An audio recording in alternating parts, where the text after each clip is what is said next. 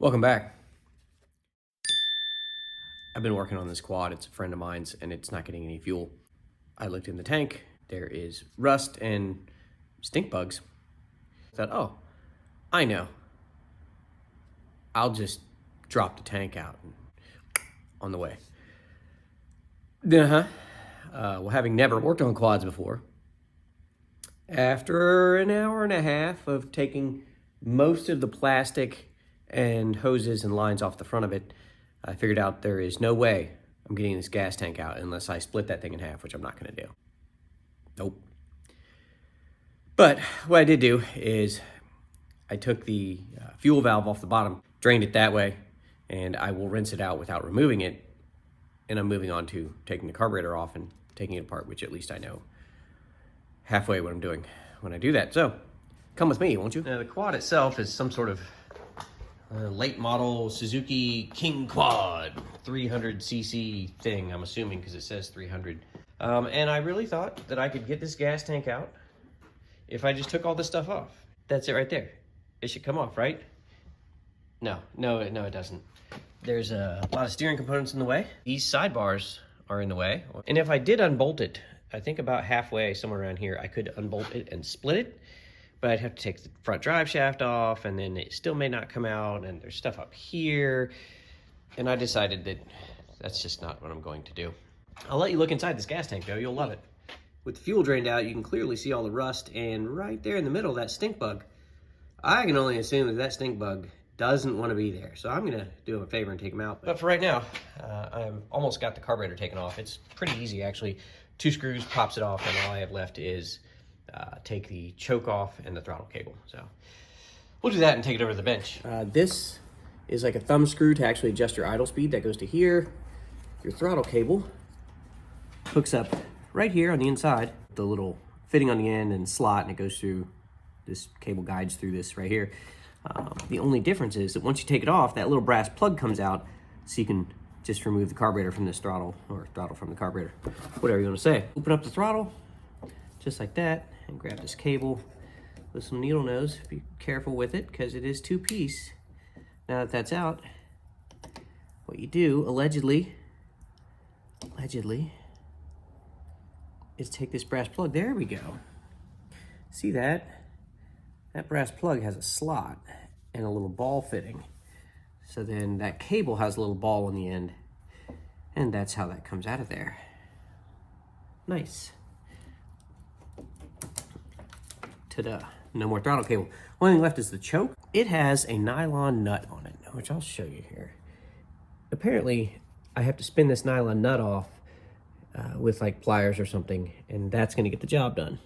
You can't really get a wrench in here because it's pretty tight, but it is nylon, so at least you know this is not gonna be rusted. And it does appear to be coming off by hand pretty easily. Never worked on a quad before, which is one of the reasons I wanted to do this. Also, it's a very good friend of mine that said, would you take a look at it? So I said yes, and that's just what you do for your friends. Well, unless you're gonna completely screw it up, and I guess you're not really helping them that much. But I won't take this to the point where I mess anything up. If I get lost, I'll put it back together and just tell them, hey, I have no idea. That does just come right off of there. There you go. One Mikuni carburetor that we can take to the bench. I'm trying a new angle on the bench so I can sort of make eye contact with the camera, which technically you, I guess, if anybody's watching this. So let me know in the comments whether you like this setup or the normal over the bench looking straight down at the parts setup. It's kind of important. Not really, but let me know what you think if you got an opinion on it. The piece I took off the bottom of the tank is this switching valve right here. I took it off so I could drain the tank. That was the only way I could think to do it. This is a vacuum line. It's clear. I blew through here. I checked the gaskets. I blew through here. There's a spring and diaphragm in here that's not unlike an accelerator pump diaphragm. And I'm pretty sure that it's good. I'll test it here. See if you can hear this.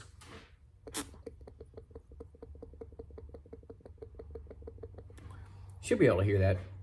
I can hear it from a couple feet away, but of course it's attached to my head, so I don't know. If you heard that, let me know, but that diaphragm's good, so that's fine. I don't know. I don't know much about these things at all. It was set to on, so I'm just gonna leave it in on, assuming that's the way it's supposed to be set. I don't know. Onto this carburetor. I guess what I'm gonna do is move on to the float bowl, which is down here on the bottom. sits like this, float poles on the bottom. And 2 screws came out just fine. 2 screws, yeah, are Phillips and they're not budging. Great. It's too small for vice grips. However, I got these Nip-X slip joint pliers for Christmas, and I'm just gripping with the tip of them, and there's just enough, and these things are super sharp. So I should be able to grab it and turn it. It's just chewing it. Oh, got it. Okay, so I don't do tool reviews, but these little Nip-X slip joint pliers, highly recommend.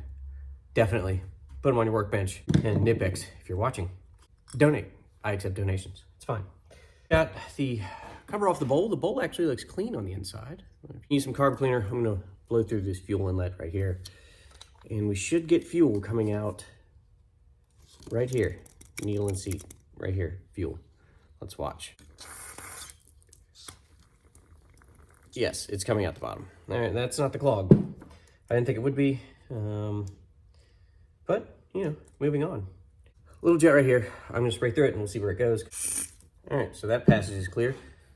This goes to what is probably the primary jet right here. This appears to be an idle jet. We're gonna blow through that next. I don't know that went anywhere, and it probably should. And I'm gonna take out what appears to be maybe an idle set screw or idle mixer screw. Not really sure, but they're coming out anyway, so really does it matter? That's the idle mixer screw is what that is. See right there? Spring, pointy bit, idle mixer screw, just like a regular carburetor. Because, well, it's a regular carburetor. Yeah, that passage is clear. Oh, it's clearing up now. I can see it coming through.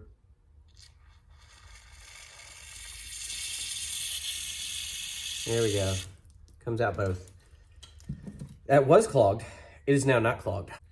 I apologize. I'm not good with these carburetors, so I'm kind of figuring this out as I go. That goes nowhere. That doesn't seem right. Seems like everything should go somewhere in here. This is vacuum operated, so that's got nothing to do with why I'm not getting any fuel. These are both vacuum passages. These are both clear. I just blew through those with carburetor cleaner. That is a vacuum passage. Clear. Okay, that's really about it. I'll put this back together and then I'll clean off the outside. I thought about cleaning off the outside first and probably should have and then forgot, so I didn't. So now I'm gonna put this back together and, well, clean off the outside. And like most carburetors, this thing has an aluminum body. Do not use a cordless drill or a cordless impact or anything to tighten any of these screws, and these screws do not need to be like some sort of massive cylinder head torque spec. You are talking snug and maybe a little after snug if you really want to, but you don't want to go ripping aluminum threads out of these, and you don't want to go warping bowls or anything where you are then going to cause a leak because it was fine before you touched it. Okay, spray off the outside.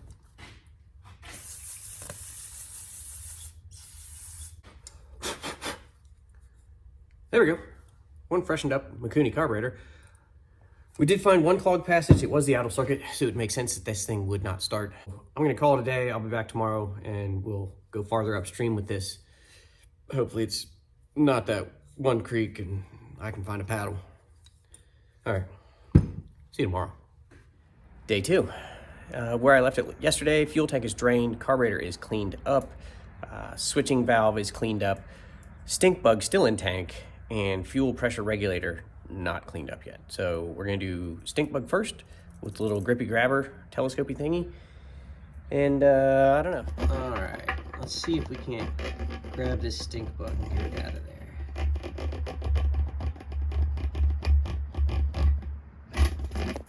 Oh, first try?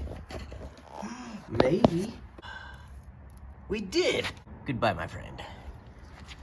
Run free. Next, what I gotta do is we have to get this off of there. It's something fuel related. All right. There we go. And it's got some sort of vacuum thing on the back. We'll make sure we grab that too. And I guess it could be bad, but there it is. We're gonna take it apart and see what it looks like on the inside. So this thing should just be 5 Phillips screws and then like some gaskets on the inside. I learned my lesson yesterday. I'm gonna start with the Nip-X and grip it and loosen it and then worry about the Phillips heads. All the screws off. Let's take this cover off and see what happens here.